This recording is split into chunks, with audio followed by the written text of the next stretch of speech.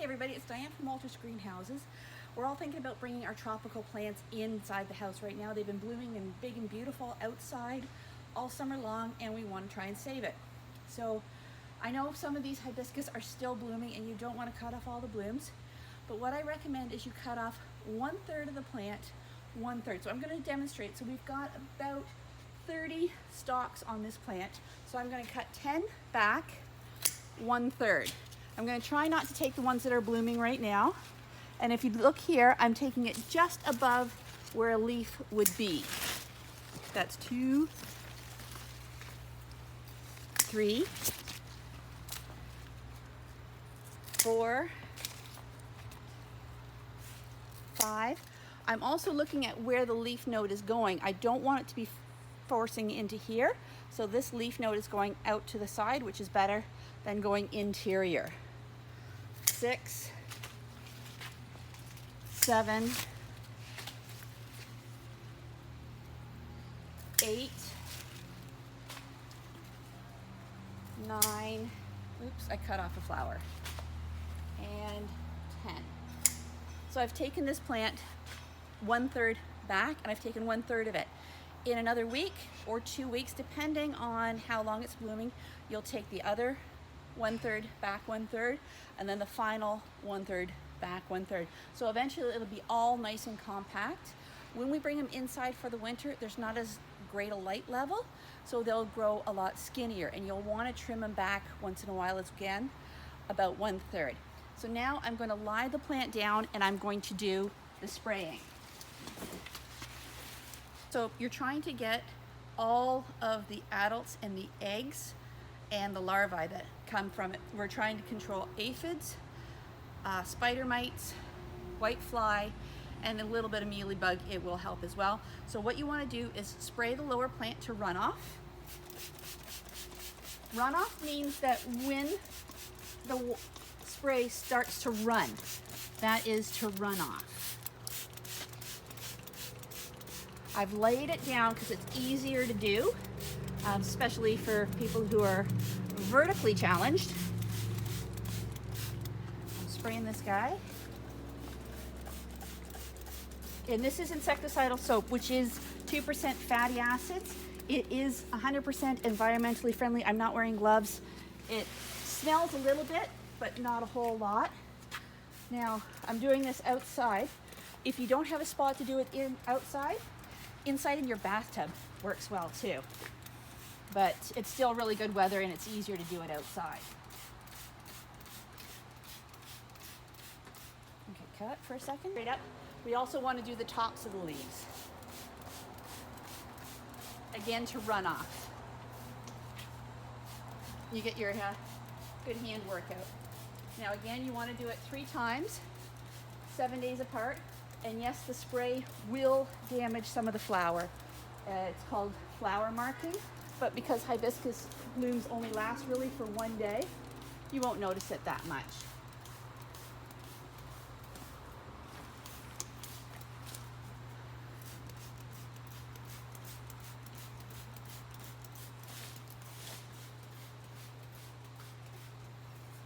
To go into a larger pot. It has almost no soil in the pot, so we do need to put it into a larger pot.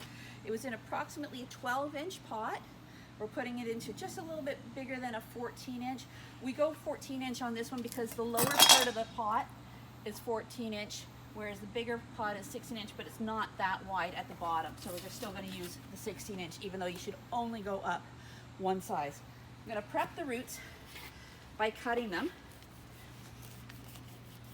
Just straight up vertical, roll it around, cut them up. What happens when you cut up the roots is it forces the extra roots out and into the new soil, and it also helps get rid of some of the heavier ones. The heavy roots like this don't pick up the moisture levels. It's the small hairy roots that we want. So every so often when you're replanting, trimming the roots helps it out. So I'm going to cut it about 5 or 6 spots around the pot.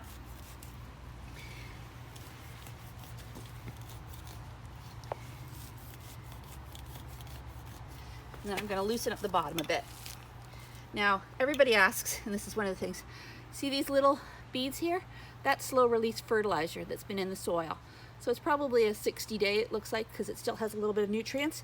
We don't want to put any fertilizer in the pot when we're bringing the plant inside. Plants do not use a lot of fertilizer over the winter, so don't fertilize them a lot. A little bit maybe late February, early March, when it starts to grow again and we start getting more light, but right now, not so much. I've dug the hole in the bottom of the pot. Do you want to show me? About there. Gonna put it in. Now I'm looking that the level of my soil is at the same height as the pot, which is too high. It has to be exactly, or it should be lower than the height of the pot.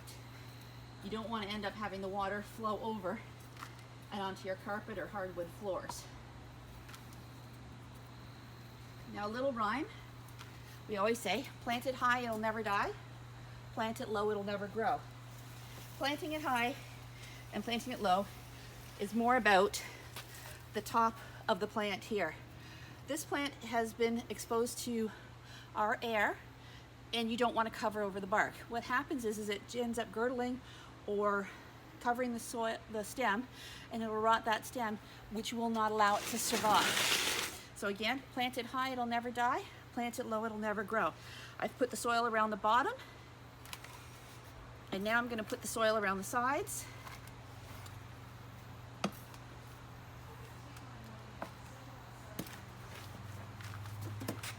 And this is the lightweight potting mix.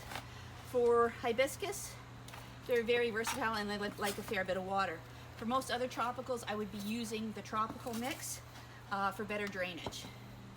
But this one, this is the type of soil the hibiscus seem to like a little bit better. Now a little bit of soil over top won't kill it, but you don't want a lot. See, I've just kind of put it on top and slid it off on that spot.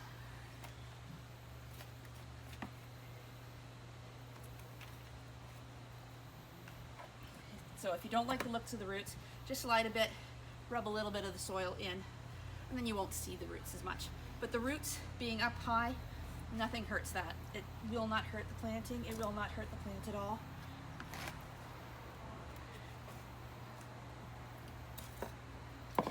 Just a little bit more, because the soil will settle a little bit around the edge.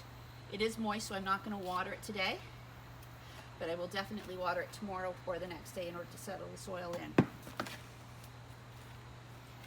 I'm pushing it down so that there's no air pockets, but you don't want to really heave hard on it. You don't want to pack it tight, otherwise the roots won't come in. It'll come out very easily. So now we've done it. Now the next one you want to do in about a week is, again, the insecticidal soap. Lie it down, get under the sides of the leaves, top sides of the leaves, and then a week later. So it takes about 2 weeks to get the whole process going. Then you should be able to bring it inside without a problem. If you have any soil-borne insects, we have the sticky strips that you put into the soil, and that'll help catch anything that's down there. And thank you for watching Walters.